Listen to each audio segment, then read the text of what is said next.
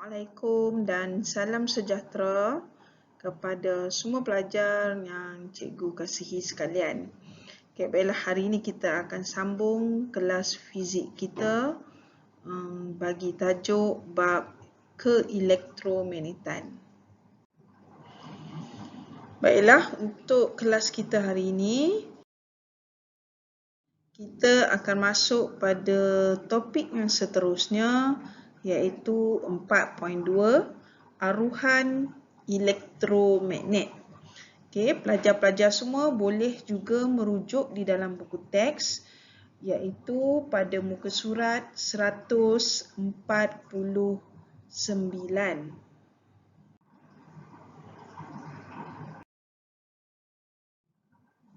Okey, sekarang pelajar semua cuba perhatikan gambar foto 4.4. Okay. Jika kita lihat pada foto ini, terdapat sebuah gitar. Mungkin ada di antara di kalangan pelajar yang pernah bermain gitar dan kenal ada satu bahagian yang terdapat pada gitar itu dikenali sebagai pickup gitar. Okay. Pickup gitar. Okay, pickup gitar.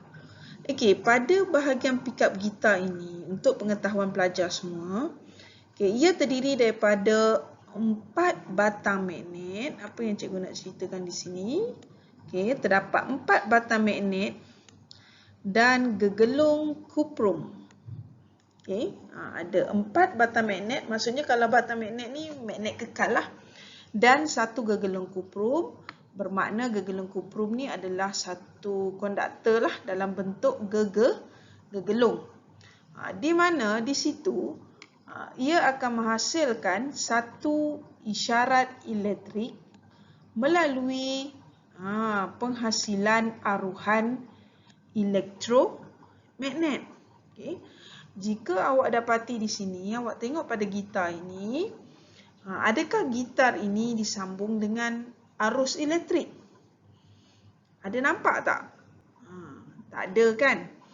Jadi kalau kita tengok di sini, kita akan perhatikan topik kita pada hari ini agak sedikit berbeza dengan topik sebelum ini, iaitu 4.1, iaitu kita tengok kesan daya ke atas konduktor pembawa arus dalam satu medan magnet. Kita lihat pada konduktor yang membawa arus. Tapi di sini kali ini kita akan mendalami lebih kurang benda yang sama. Cuma bezanya di sini, konduktor yang kita gunakan kali ini konduktor yang tidak membawa arus. Okey, kita perhatikan apa bezanya.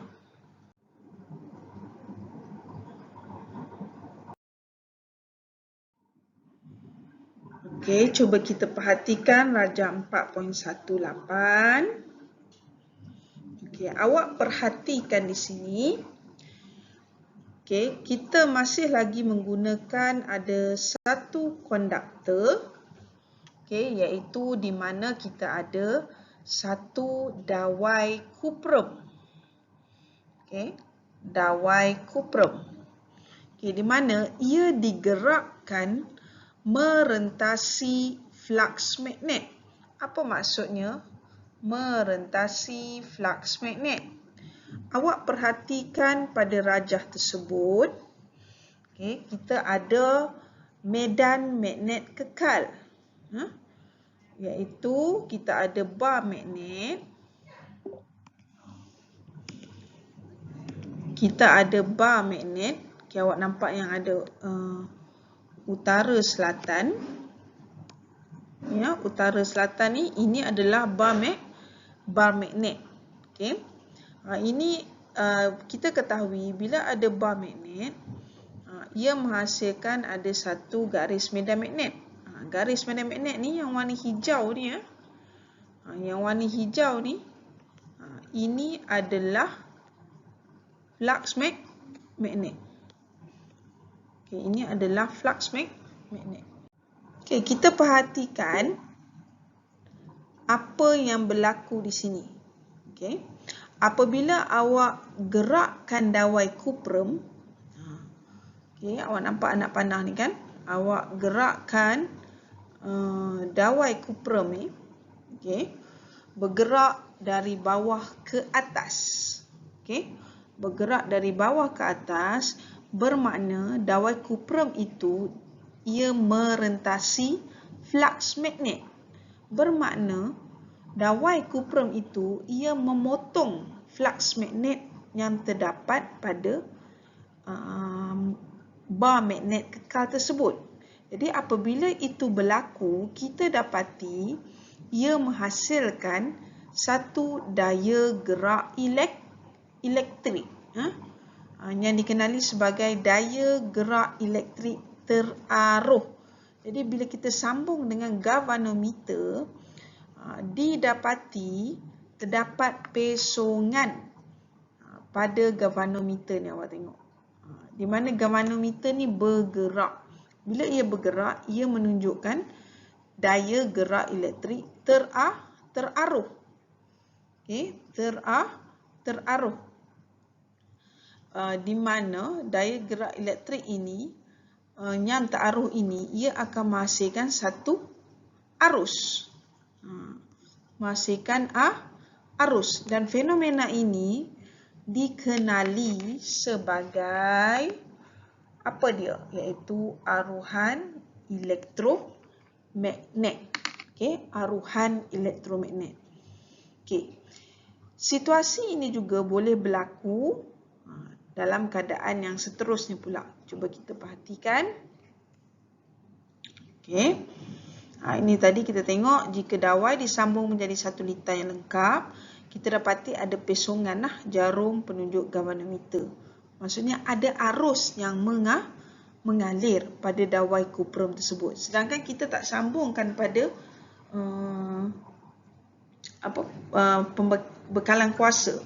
Kita tak sambung pun pada sebarang arus, tapi ia menghasilkan arus. Ini yang fenomena ni dikenali sebagai aruhan elektromagnet. Okay. Kita perhatikan situasi yang kedua pula. Okay. Tadi situasi yang pertama kita lihat dawai bergerak. Dawai kuprum itu digerakkan merentasi flux magnet. Okay. Okay. Situasi yang kedua ini pula kita perhati daya gerak elektrik juga teraruh. Okay. Jika dalam dawai, jika sekarang ni kita magnet, jika magnet pula digerakkan ke arah dawai yang pegun. Maksudnya di sini, dawai ni, konduktor kita ni tak bergerak. Okay, konduktor kita ni tak bergerak. Yang bergerak ni adalah magnet kekal. Yang magnet kekal tu, bar magnet tu yang bergerak. Kita gerakkan bar magnet. Okay. Situasi ini juga akan menghasilkan aruhan elektromagnet. Jadi dia ada dua situasi lah. Sama ada kita gerakkan magnet, okay, ataupun kita gerakkan dawai kuprum. Maksudnya kita gerakkan konduktor. Okay. Cikgu ingatkan sekali lagi ya, boleh nampak tak beza yang kita belajar sebelum ni? Okay. Kalau sebelum ni kita gunakan konduktor yang membawa arus. Okay. Tapi situasi yang kita belajar pada subtopik kita yang kedua ni iaitu aruhan elektromagnet, di mana kita dapati, kita lihat konduktor yang tidak membawa arus. Okay. Tapi apabila konduktor tersebut diletakkan dalam satu bar magnet yang bergerak, okay, medan magnet yang digerakkan, ia akan menghasilkan arus. Dan fenomena ini dikenali sebagai aruhan elektromagnet.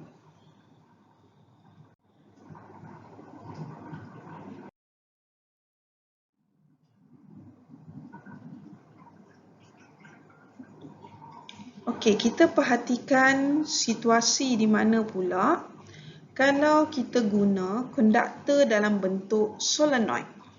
Solenoid. Kalau tadi situasi di mana kalau kita guna dawai kuprum. Dawai kuprum. Okey, macam situasi dalam bab 4.1, kita guna dua situasi juga. Satu dawai lurus dan yang kedua kita menggunakan gegelungan. Okey. Jadi situasi untuk arwah elektromagnet ni pun sama. Okey, situasi yang kedua ni pula kita masih ada medan magnet di mana kita ada sebatang magnet bar. Okey, sebatang magnet bar digerakkan mendekati ataupun menjauhi solenoid. Okey, sama ada kita nak mendekati ataupun menjauhi sebuah solenoid. Okey. Di mana lilitan solenoid ni dia akan memotong garis medan magnet. Okey. Di mana lilitan solenoid ni yang memotong garis medan magnet. Kita tahu dekat bar magnet tu, okey, bar magnet, sebatang magnet bar, ia akan terhasil medan magnet di sekeliling magnet bar. Jadi apabila ia digerakkan, sama ada kita masuk ke dalam solenoid ataupun daripada dalam solenoid kita gerakkan keluar daripada solenoid, apa yang berlaku, lilitan solenoid itu akan memotong garis medan magnet. Dia konsep yang sama juga untuk dawai kuprum tadi, di mana ia berlaku pemotongan garis medan magnet. Ya. Okey, jadi apabila ini berlaku, ia menghasilkan aruhan elektromagnet. Dan apa penghasilan dia? DGE teraruh akan merentasi solenoid. Jadi kalau katalah cikgu letak galvanometer di sini, cikgu sambung dengan galvanometer, kan? Kita akan dapati galvanometer ni dia akan terpesong lah. Galvanometer tu akan terpesong, menunjukkan ada arus yang mengalir.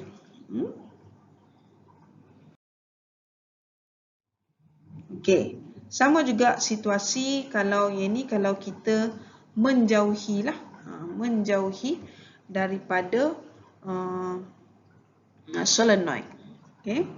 Jadi DGE bila cikgu sebut DGE ni tahu ya, daya gerak elektrik. Okey, daya gerak elektrik yang teraruh ini akan menghasilkan arus aruhan dan itu menyebabkan jarum penunjuk galvanometer akan terpesong. Okay, jadi cikgu nak ingatkan awak, arus yang terhasil ni ini dipanggil arus aruhan. Okey, arus aruhan kita highlightkan. Okey, DGE yang teraruh akan menghasilkan arus aruhan. Hasil daripada fenomena yang dikenali sebagai aruhan elektromagnet.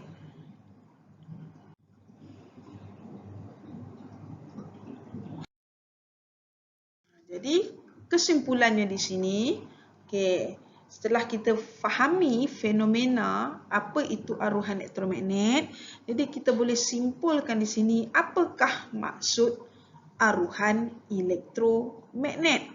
Okey.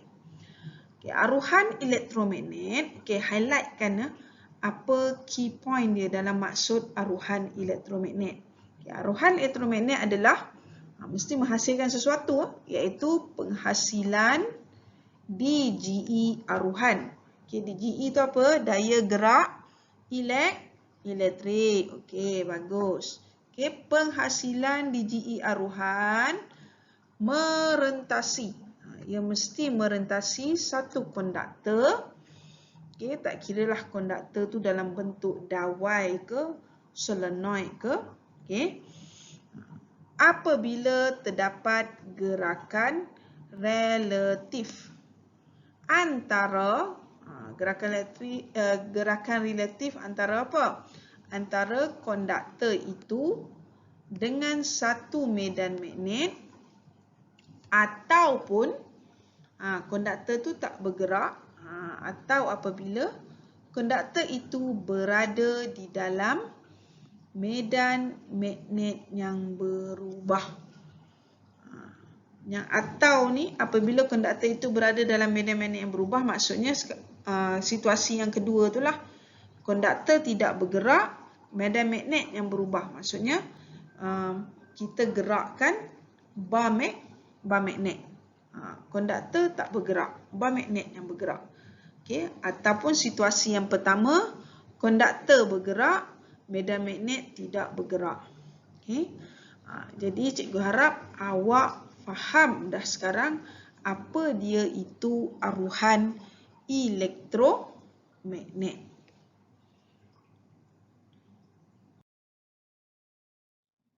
Okay. Jadi dalam penghasilan arus aruhan, DGE aruhan, mesti ada faktor-faktor yang mempengaruhi magnitud DGE aruhan. Sama kita belajar pun sebelum ni. Faktor-faktor yang mempengaruhi daya dalam satu konduktor pembawa arus dalam satu medan magnet. Okay, jadi topik sebelum ni kita tengok kesan dia menghasilkan daya. Topik dalam aruhan elektromagnet ni kita menghasilkan arus aruhan. Okay, iaitu magnitude DGE aruhan. Jadi kalau kita tengok contoh di sini diberi LED menyala dengan kecerahan yang berbeza apabila magnet di dalam pipe PVC digoncang dengan kelajuan yang berbeza. Bermakna kalau kita goncang perlahan, kecerahan dia lain. Kita goncang laju, kecerahan dia lain. Maksudnya gerakan relatif dia. Gerakan relatif dia kita tengok laju dan perlahan. Apa penghasilan dia? Didapati daripada kesimpulan tu tadi, pergerakan dalam LED tu tadi, pergerakan magnet dalam pipe PVC tadi, kesimpulannya kita dapati bahawa bagi gerakan relatif antara, dia dua situasi lah. Satu kalau kita tengok dawai lurus dengan magnet. Yang ini situasi yang pertama. Kalau kita ambil dawai lurus dengan magnet, DGE aruhan akan bertambah. DGE aruhan akan bertambah apabila dua situasi, iaitu laju gerakan relatif bertambah. Maksudnya kita gerakkan lagi laju, pergerakan tu lagi laju. DGE aruhan pun akan bertambah. Yang kedua adalah kekuatan medan magnet. Maksudnya bar magnet tu. Kalau bar magnet yang kita guna tu lagi kuat, ia akan menyebabkan DGE aruhan yang terhasil pun bertambah. Manakala situasi kedua, bagi gerakan relatif antara solenoid dengan magnet, DGE aruhan akan bertambah. Dia sama dengan dawai lurus. Yang pertama, laju gerakan relatif bertambah. Maksudnya kita gerakkan bar magnet tu dengan lebih cepat, menyebabkan DGE aruhan bertambah. Yang kedua, cikgu pergi kekuatan medan magnet sebab dia sama dengan dawai lurus tadi. Maksudnya kita tambahkan kekuatan bar magnet lah. Lagi kuat bar magnet tu, kekuatan medan magnetnya, so DGE aruhan pun akan bertambah. Yang beza dari sini sebab kita guna solenoid, dia gegelung kan. Kita gulungkan dia. Jadi ada bilangan lilitan. Kalau bilangan lilitan solenoid ni bertambah, lagi banyak kita lilit, ia akan menyebabkan DGE aruhan juga akan bertambah. Jelas di sini? Jadi untuk kelas kita di sini,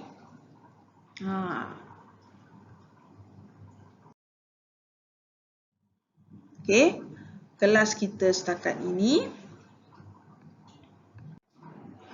Jadi untuk kelas kita untuk hari ini, kita akan berhenti dulu setakat ini. Cikgu harap apa yang kita pelajari hari ini, iaitu yang pertama, awak dalam nota awak pastikan apa itu maksud aruhan elektromagnet. Okey, terdapat dua situasi, sama ada dalam satu dawai lurus dan yang kedua dalam gerakan relatif antara solenoid dengan magnet. Okey, yang pertama antara gerakan relatif antara dawai lurus dengan magnet. Yang kedua iaitu gerakan relatif antara solenoid dengan magnet. Ada dua situasi yang berbeza. Okey. Yang pertama mula-mula faham dulu apa itu aruhan elektromagnet. Okey. Yang kedua kita tengok bagaimana situasi untuk gerakan relatif antara dawai lurus dengan magnet. Yang ketiga awak tengok situasi antara solenoid dengan magnet. Okey. Dan yang keempat yang kita perhatikan hari ini, kita tengok apa faktor-faktor yang mempengaruhi magnitude bagi DGE aruhan. Okey. Jadi jangan lupa buat nota. Kita akan jumpa pada kelas yang seterusnya. Kita masih lagi dalam 4.2, tak habis lagi. Selepas ni kita akan belajar lagi aruhan elektromagnet dengan lebih mendalam, di mana kita akan lihat bagaimana pergerakan untuk aruhan elektromagnet. Macam mana awak nak tentukan arah arus? Okay? Bagaimana kita nak tentukan arah arus di dalam aruhan elektromagnet? Okay, jadi kita jumpa kelas yang seterusnya. Sekian, terima kasih.